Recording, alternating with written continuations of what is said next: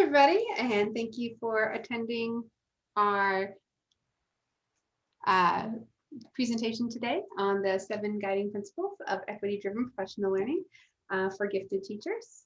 And we are going to start off with introductions. Hi, my name is Katie Lewis. I am an associate professor in Pennsylvania. I work at York College of Pennsylvania in the United States. I work with early elementary teachers and secondary education teachers. And Angela? Hi, I am in East Carolina, again, in the United States, and I work with our gifted program in North Carolina. It's called AIG, and I work also with elementary assessment. Hi and welcome. I'm Christine Weber and I'm a professor at the University of North Florida in Jacksonville, Florida. And I work with undergraduates, preparing them to teach in the classroom. And I also work with graduate students doing quite a bit of work in the area of differentiated instruction.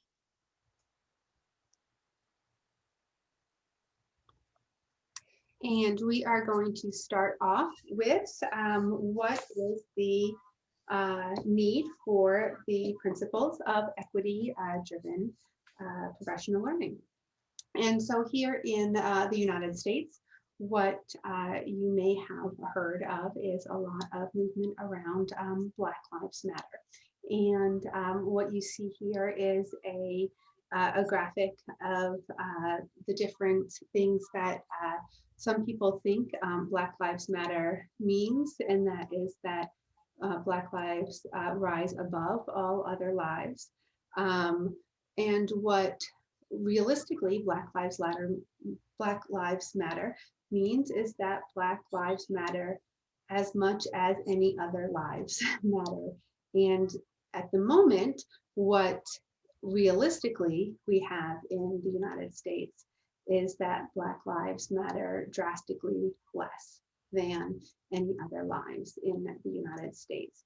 And so what we have is a very different perception of not only the movement, but how lives realistically matter in the United States, not only to some police, not only to law enforcement, some medical fields across the United States. It's a systemic issue.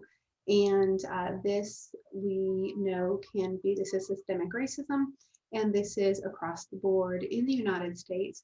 And it is an issue we know across countries, it's not necessarily always Black lives in all different countries, but there is systemic racism across countries over the world. And what you see in the box is a quote from the article, and this presentation is based on an article, and we'll share the information on the article at the end of the session. But the quote is that many issues that stem from the identification and the services in terms of gifted youth do stem from a lack of cultural knowledge and competency in terms of gifted youth. And so we created the guiding principles based on a couple of different informed principles, and they are from the standards created from the National Association for Gifted Children and CEC TAG, the programming standards, learning forward standards, and you can see the competencies here from Munoz in terms of the New America standards, and those are presented here, and we go through those in our article, and you can see the graphic there and the reference to the graphic as well. We only have 30 minutes in our session today, and so we're not going to go through them in depth, but I did want to highlight them. We wanted to so that you could look at them at your reference, at your own time disposal, but they are referenced and explained throughout the article.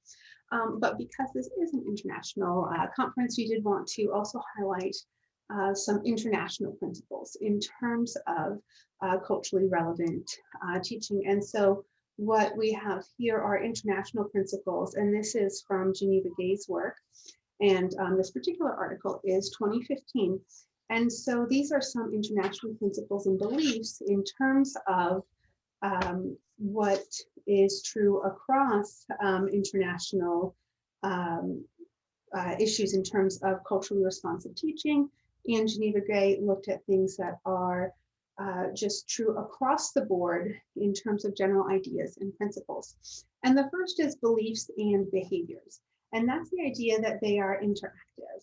And Geneva Gray says that one of the most important premises of culturally responsive education is that teachers' beliefs about ethnic, racial, and cultural diversity determine their instructional behaviors.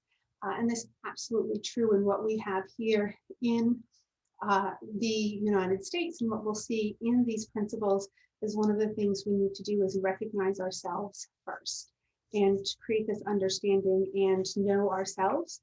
And in order to make any kind of progress, we need to know ourselves and understand our own influence in our classrooms in order to make any kind of progress towards recognizing and understanding and respecting others.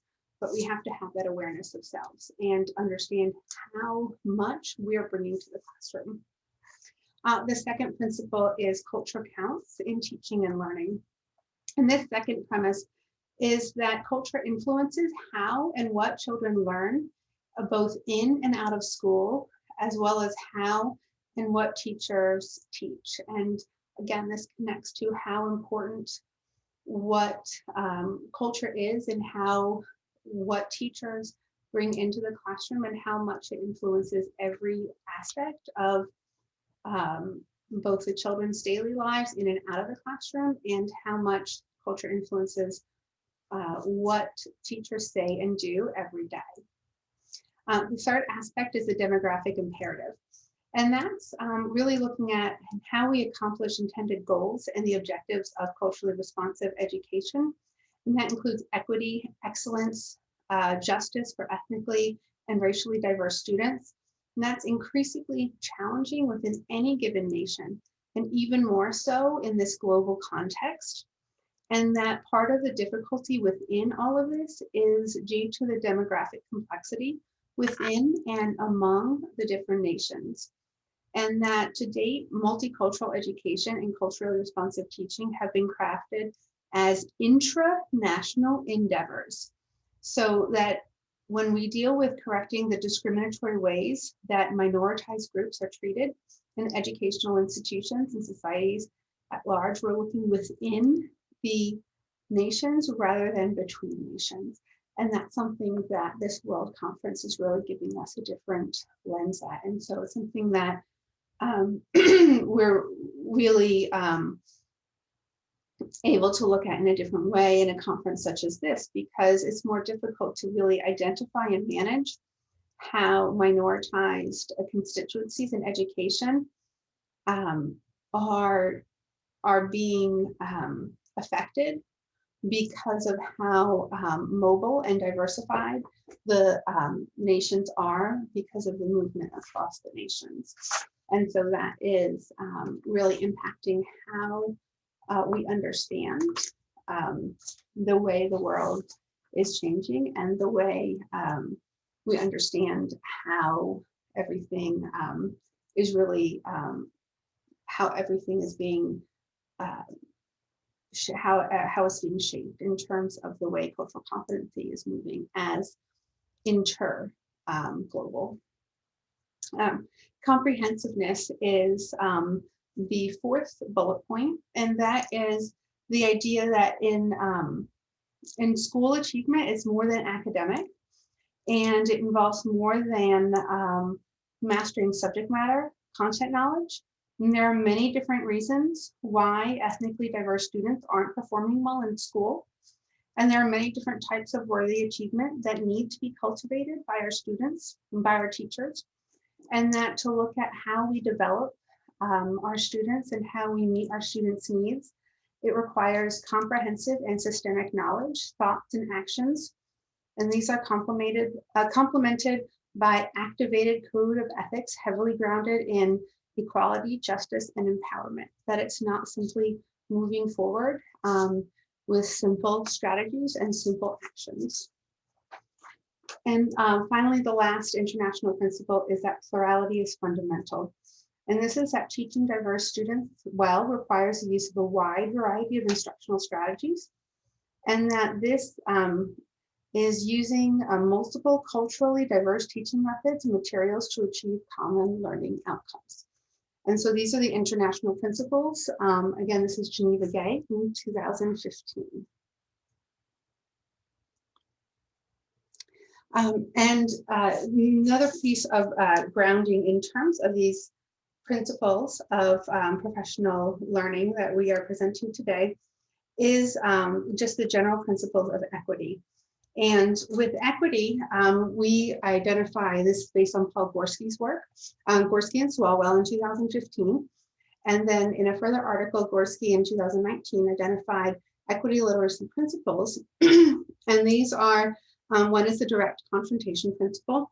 And this is the idea that we start by acknowledging that inequity exists, that racism exists, that it's not up for debate. That if the first thing you're doing is saying, well, I'm not sure whether or not this is, there's any racism in our organization, that's not where we are. We understand and we recognize that racism exists. Our first target is to figure out where and how it exists, not whether or not it exists. So how and where does racism operate in our organization, in our school? The second is the redistribution principle. And this is where we look at processes and principles and organizations, the policies and practices that are going on, and figure out how they are marginalizing some groups over others, whatever the group is, and then figure out how to fix those, how to redistribute those policies and procedures. The third is the prioritization principle, and this is where we specifically put priority on those groups that have been typically marginalized in the past. And then there's the equity ideology principle, and this is very similar to what we talked about in terms of comprehensiveness and plurality being fundamental, and that is simply that rather than focusing on strategy, you view equity as a lens, that we look through everything as an ideological, equity as an ideological approach. And finally, the fix injustice, not kids principle. And this is that rather than looking at fixing the kids, say we're going to try and look at grit, and we're going to go through a grit approach. We're going to go through an SEL approach. We're going to go a social emotional learning approach, and we're going to fix the kids. We're going to teach them to grab their bootstraps and pick them up by their bootstraps. We're not going to keep focusing the kids. We're going to fix the system. We're going to fix the what happened in the whole system, rather than try and keep fixing the kids, because it's not the kids' fault. The kids did not create the system. The kids were born into the system. And so that is a significant part of the principles. And on the right-hand side, the graphic is a graphic from Donna Ford, and this is from Multicultural Gifted Education. And this is a cycle of deficit thinking. And what you see here is that the less we know about others, the more we make up. And so it's this idea of when we don't know things and when we don't get to know the people that are in front of us, we make assumptions. And we assume that, and a typical one is, well, the parents just don't care. They don't, they're not there for their kids. They don't have the time to work on their homework and this kind of thing. And so that's a really typical assumption of parents in poverty. And it's just the more we don't know, we just make up and we have these assumptions. And many times these are just not true. And so there's a cycle of deficit thinking. And so that's a really big aspect of working with children in poverty. And so these are some of the things that we want to break in terms of equity cycles. So the first guiding principle, as we work through some of this foundational work and into the guiding principles, is taking a pulse. And so when we are working with professional learning, we want to find out where our teachers are. And so we always want to grow, just like we want our babies in school to grow, we always want our teachers to grow. And so the first thing we do is we figure out where our teachers are. so that we can help them grow. Sometimes our teachers will already know some of these aspects. Sometimes our teachers are coming in with a very deficit ideological lens. And so if they're there, we want to be able to help coach them through. And so they're going with more of an asset-based lens rather than a deficit-based lens. Sometimes they're already in the place of an asset-based lens. And so we know where to move them forward from. And so the first thing we do, just like we give a pre-assessment to the kiddos to find out where they are and move them forward, is we can give some kind of assessment to the teachers. And just like with our kiddos, assessment does not always mean test, but it's some kind of survey or instrument so that we can find out where they are and then divide teachers and somehow differentiate the professional learning so that we can really make sure we're meeting our teachers where they are and giving them the information they need in order to truly grow. And then Katie is going to lead us into our next principles. So our next principle builds off of the first principle, where we take the pulse and we kind of figure out what our teachers already know and what they don't know. And then we apply best practices, just like in our classroom, and we individualize the professional learning for our teachers. In your classroom, you would hopefully divide your students up based on their needs. So your advanced math students would be able to move a little bit quicker. Those who need a little bit more support would go a little bit slower. So for professional learning, we would do the same thing for our classroom teachers. And we would tailor this professional learning to their needs. So those who already are culturally aware, they would be able to skip some of the introduction and go dive a little bit deeper into the topic. Also, when you're thinking about individualizing your professional learning, you need to think about the length and the speed at which you can move through materials, but also practically in the classroom, how much time do you really have to spend on this? So that's our second principle. Our third principle is this establishing a safe zone. And this zone is really, really important because when you're working with equity and when we're thinking about culturally responsive and trying to bring everybody onto the same page, we're going to have some mistrust. You're going to have veteran teachers who are going to be very outspoken. And then you're going to have newer teachers who may be afraid to speak their mind for fear of being reprimanded from other teachers. You're also going to have people with different views. And so in order to have equity professional learning really work, we have to have a safe space where we can ask questions, we can have courageous conversations without feeling threatened, but we're still being respectful, right? So it's not a carte blanche where you can say anything you want, but it's all about growing and learning. And so the facilitator, that person who's leading the professional learning, really has to set the tone right off the beginning. And we have to develop trust amongst those participating in the professional learning and ensuring confidentiality. So if I don't understand something and I want to ask a question, there should be a way for me to ask that question and know that it won't be harmful to me later. And so these principles, all of them, as we go through them, they're going to be interwoven throughout your professional learning. And so the next one is going beyond the tip of the iceberg. And we look at an iceberg, a lot of times we only see the top of it.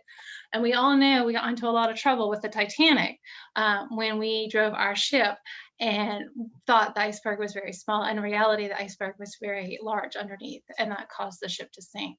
Well, in culture, a lot of times we tend to focus on the very top of the iceberg, things that are surface level, right? So in our schools, we might have a lunch week where we're going to celebrate a certain culture. And so we're going to have all foods from this culture, or we'll have, let's dress according to this culture. And those things are important, right? It's important to celebrate, but those only touch the top of what that heart of that culture is. And so we really want to think about in our professional learning, how do we dive deeper to explore the complexity of the culture and what makes the culture who we are, right? And then how does that come into play with our gifted kiddos in the classroom? Because a giftedness can be presented differently depending on your culture and your particular viewpoints. So from here, we know in the classroom that our parents, and I'm sure many of us are parents out there, are very, very important to our schools and to the success of our students. And I'm sure you've had parents who have been very involved and have helped that child grow. And similarly, you've had parents who have been less involved and you've seen the struggle. So with professional learning, we want to find ways to engage those parents and to bring the community and the schools together. And if we think about equity and we think about racism, we know there's a lot of mistrust. And so we have to, as a school, start rebuilding this trust. And so professional learning should focus on how do we bring those parents into our classroom, not just to explain about gifted education, but how do we value those parents and how do we have them share about their culture so we can learn from them and have a mutual understanding and respect for each other. And so this is focusing on engaging and building that trust with all of our community, our stakeholders. I want to share with you the last two principles, and these, as Katie referenced, continue to build and are interwoven together. Again, when we think about planning professional learning opportunities for all of our stakeholders and educators involved in working with gifted children, these principles can help us as we reflect on what would be effective professional development. So some of the things to think about with this idea of grows and glows, this may be a term you may or may not be familiar with, but it's a look at what is working well, what is not working, and taking that idea of that reflection process and allowing time to reflect is an important component of really making this effective. How can we encourage our participants to collaborate and share ideas? Katie talked about that safe space, making sure that as we lead professional learning, that we model the importance of collaboration and sharing, and that we really make sure and ensure that the participants feel like this is a place where they can share ideas and not only just leave it at that after the professional learning has ended, but also what are some ways in which you can provide shared spaces so that ideas can continually be expanded on and shared within your community of learners.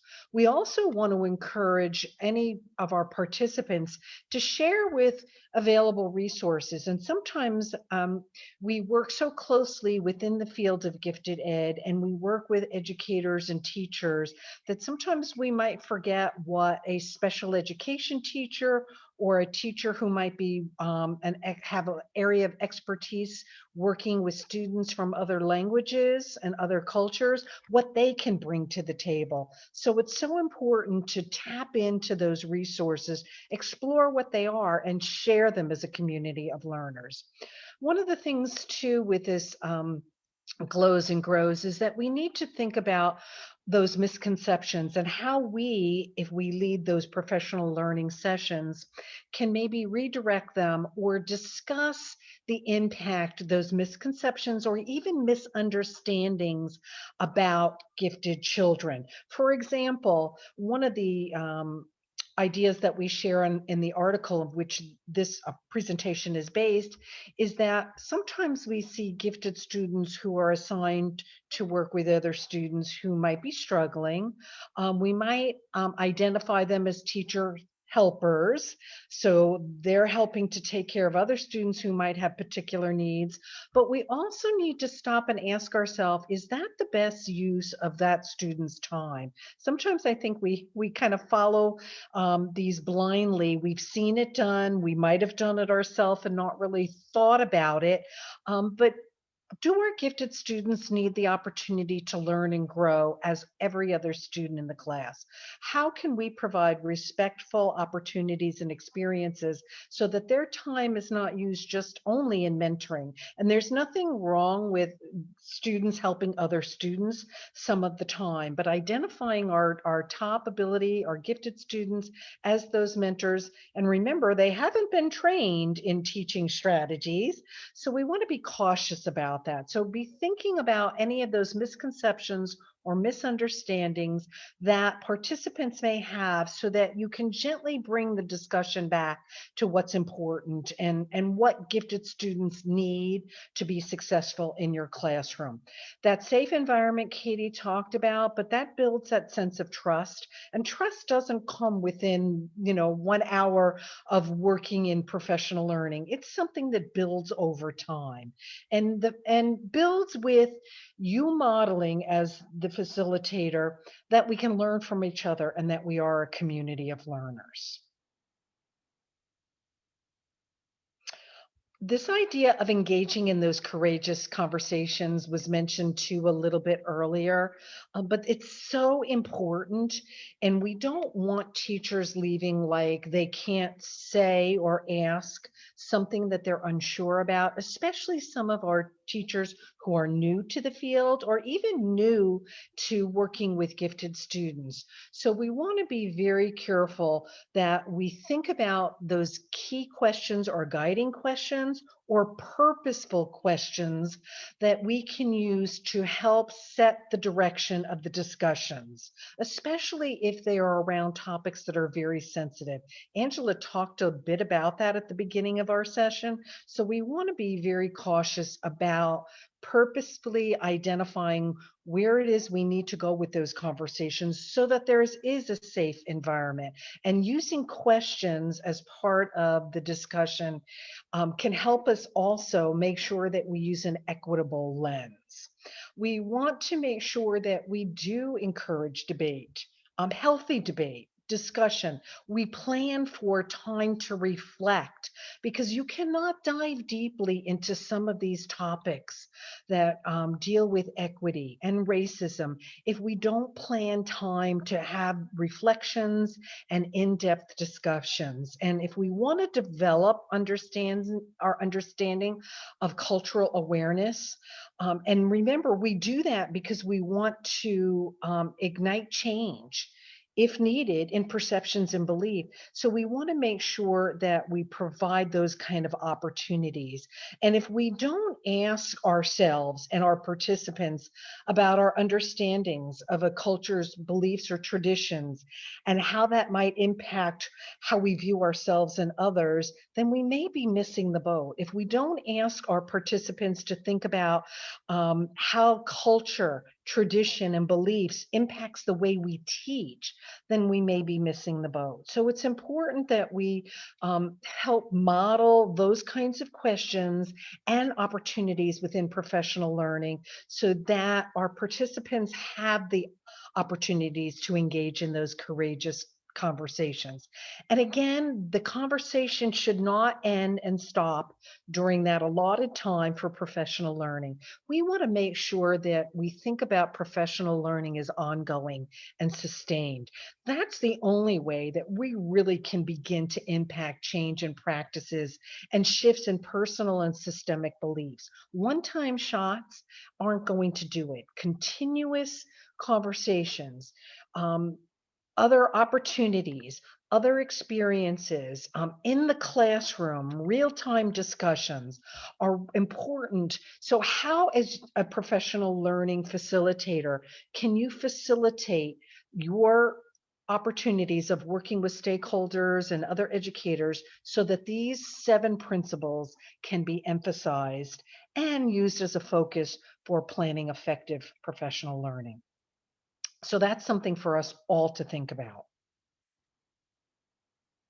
We want to remember about this move for equity-driven professional learning and the importance of that equity-driven professional learning.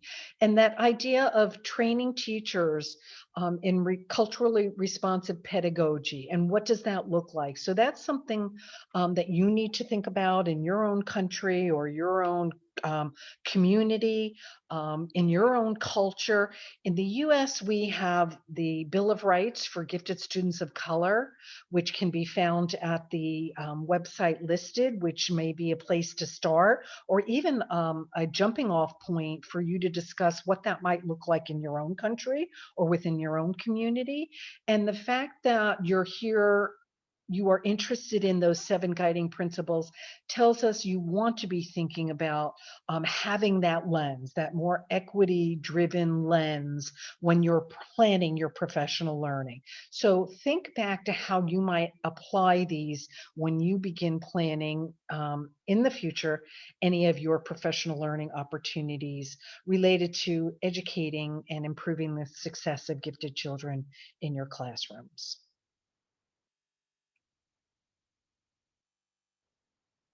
We want to share too that we have another session that we'll be presenting, which focuses on a particular strategy that you might want to think about if you are following the guiding principles, and that is the use of case studies. And so we're going to share with you an application of case studies and how they align with the guiding principles so that you can see a strategy in action. Please don't hesitate to reach out to us if you have questions. The three of us have worked together before and would be more than happy to answer any questions or provide resources or help you in any way. And then we'd like to end, I think we have a slide, Angela, that takes us into where you might access both the article that was the basis for this particular session, and then the article that's the basis for our next session, which will be on implementing case studies. Thank you all, and I hope you have a phenomenal conference, and perhaps in 2 years, we'll all be meeting face-to-face and be able to have more of these discussions in person. Thank you, everyone. Thank you.